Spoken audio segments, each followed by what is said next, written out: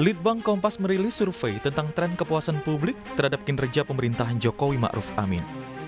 Dalam survei Mei 2023 terlihat 70,1% responden menyatakan puas atau naik 0,8% dari survei bulan Januari 2023. Sedangkan 29,9% responden tidak puas atau turun 0,8% dari survei bulan Januari 2023. Dari 4 bidang yang dikaji dalam survei Litbang Kompas, penegakan hukum berada di posisi terendah dengan tingkat apresiasi 59,0%. Sementara bidang kesejahteraan sosial 78,0%, politik dan keamanan 74,4%, serta perekonomian 59,5%. Dilihat dari 20 indikator, dari 4 bidang tersebut masih ada 2 indikator yang tingkat kepuasannya masih di bawah 50%. Meskipun meningkat jika dibandingkan survei bulan Januari 2000.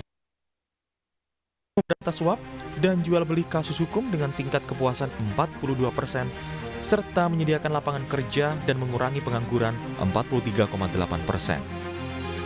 Partai Keadilan Sejahtera PKS sebagai partai oposisi mengkritik sejumlah hal yang masih kurang dari pemerintahan Jokowi, termasuk dugaan membentuk opini publik lewat survei yang bisa saja berdampak pada Pilpres 2024.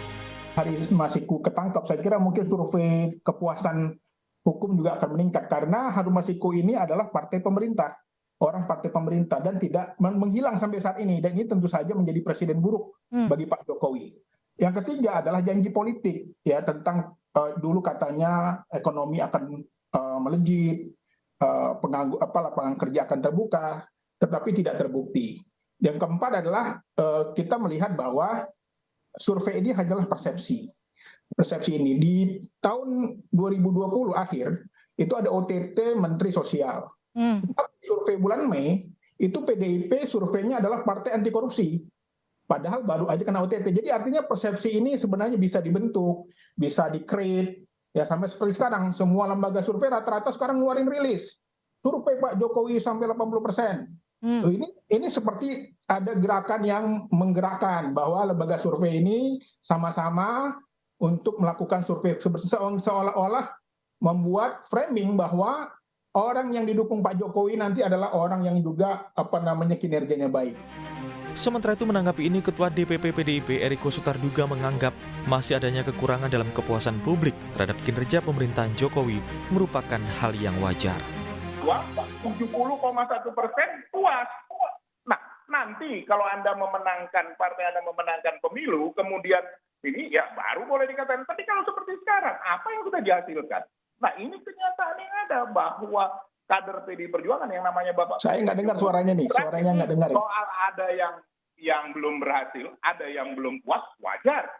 Tidak ada yang sempurna, justru itulah kenapa kita ingin sama-sama memperbaiki. Tapi menurut saya, kalau mau kritik otokritik, berlakulah menjadi bagian di luar dari pemerintahan.